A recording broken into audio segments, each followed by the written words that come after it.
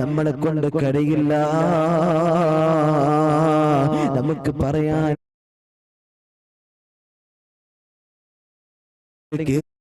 പറഞ്ഞ വസ്ത്രമെടുത്തിട്ട് ചുക്കുചുളിഞ്ഞ ശരീരവുമായിട്ട് പല പല ആളുകളും നമ്മുടെ മുമ്പിലൂടെ കടന്നു വരുമല്ലോ. അവരെയൊന്നും നമ്മൾ കുറ്റപ്പെടുത്തരുത്, അവരെയൊന്നും നമ്മൾ നിസ്സാരമാക്കരുത്. പഠിച്ചവനെ, എന്റെ പ്രിയമുള്ളവരെ, നമ്മുടെ നാടുകളിലൊക്കെ അങ്ങനെ പല പല ആളുകളെ നമുക്ക് കാണാം. പല പല ഉമ്മമാരെയും ബാപ്പമാരെയും ഒക്കെ നമുക്ക് കാണാം. അവരെയൊന്നും നിങ്ങൾ നിസ്സാരമായിട്ട് കാണരുത്. ഏത് സമയത്താണ് ആരെയാണ് അല്ലാഹു തആല ഉയർത്തുന്നതെന്ന് പറയാൻ നമ്മളെ കൊണ്ട് കഴിയില്ല. നമുക്ക് പറയാൻ കഴിയില്ല. ആരെയാണ് അല്ലാഹു തആല തളർത്തുന്നതെന്ന് പറയാൻ നമുക്ക് കഴിയില്ല. എന്റെ പ്രിയമുള്ളവരെ, കഴിഞ്ഞ ദിവസം നമ്മൾ ഒരു വാർത്ത കണ്ടിരുന്നു.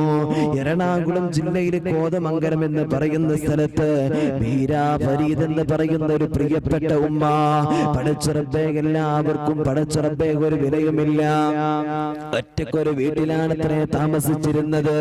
ജീവിതമാർഗം വല്ലാത്ത പ്രയാസമാണ്, ജീവിതമാർഗം വല്ലാത്ത പ്രയാസമാണ്.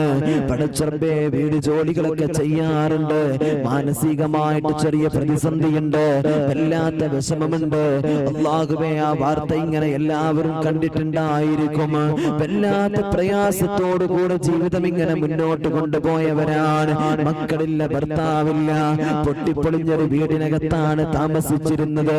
ഈ ദുനിയാവിന്റെ തൊലിക്കുമുകളിലൂടെ ജീവിക്കുമ്പോൾ ഒരുപാട് പ്രയാസത്തിലാണ്, ഒരുപാട് വിഷമത്തിലാണ് ജീവിച്ചത്. പടച്ച റബ്ബിന്റെ തൗഫീഖ് കൊണ്ട് ഉംറ നിർവഹിക്കാൻ അല്ലാഹു തആല അവസരം കൊടുത്തു. ജോലി ചെയ്തിരുന്ന വീട്ടുകാരും മറ്റുള്ളവരും കൂടിക്കൊണ്ട് അവിടുന്ന് പടച്ച റബ്ബേ ഒരു ഉംറ ചെയ്യാനുള്ള സൗകര്യം അവിടുന്ന് ഒരുക്കി കൊടുത്തു. ഈ മഹദി അവിടുന്ന് ഉംറയ്ക്ക് വേണ്ടിയിട്ട് ഇവിടുന്ന് പോകുമ്പോൾ പടച്ച റബ്ബേ തന്റെ നാട്ടുകാരോട്, കൂട്ടുകാരികളോട്, ബന്ധപ്പെട്ടവരോട് പറയുകയാണ്, ഞാൻ ഒരിക്കലും ഇനി തിരിച്ചു വരൂല, ഞാൻ ഒരിക്കലും തിരിച്ചു വരില്ല.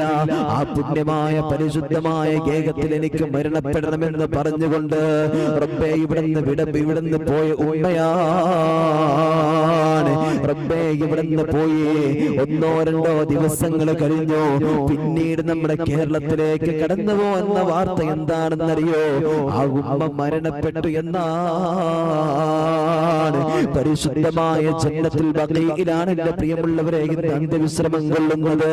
അല്ലാഹുവേ, ആ മഹദിയുടെ ഖബർ നീ വിശാലമാക്ക് അല്ലാഹ്, നീ വിശാലമാക്ക് അല്ലാഹ്.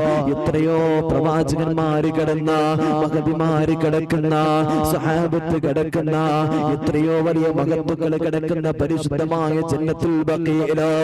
എന്റെ പ്രിയമുള്ളവരെ, ഇനി നിങ്ങൾക്ക് മനസ്സിലാകണോ, അല്ലാഹുവിന്റെ റസൂലിന്റെ മഹത്വം മനസ്സിലാകണോ? ഒരു പ്രവാചകൻ ഇന്നും ആകാശത്ത് 2 പ്രവാചകന്മാര് ജീവിച്ചിരിപ്പുണ്ട്.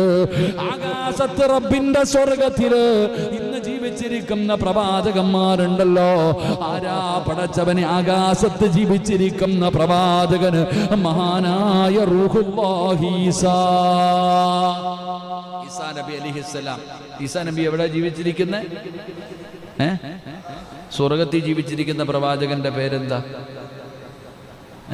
ഞാൻ പറഞ്ഞിട്ടുണ്ട്, സ്വർഗത്തിൽ ജീവിച്ചിരിക്കുന്ന പ്രവാചകനാണ് മഹാനായ ഇദ്രീസ് നബി അലൈഹിസ്സലാം. എങ്ങനാ സ്വർഗത്തിൽ നിന്ന് പോയെന്ന് വരെ കഥ പറഞ്ഞു തന്നിട്ടില്ലേ? എങ്ങനെയാണ് സ്വർഗത്തിൽ ഇദ്രീസ് നബി സ്വർഗത്തിൽ പോയ കഥ തന്നെ ഞാൻ പറഞ്ഞു തന്നിട്ടുണ്ട്. ഇതിനെയും മനോഹര